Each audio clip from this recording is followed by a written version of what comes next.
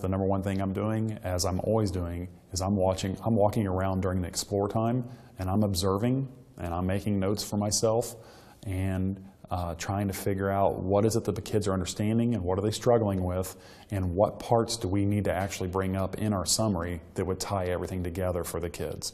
So for the first day, when we're on question A, a lot of the issues are going to be, do the kids truly understand what's being asked about finding the area of a square, and then adding a number to one side and then subtracting that same number from the other side. Which kids are just struggling with that task?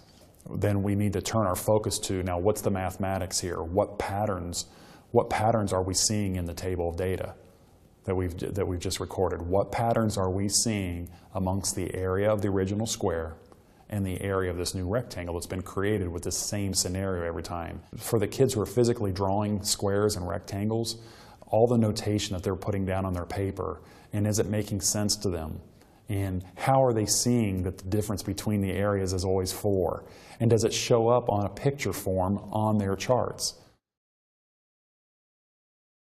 As I was walking around the room, how am I seeing kids analyze and look for patterns and find things in that table of data?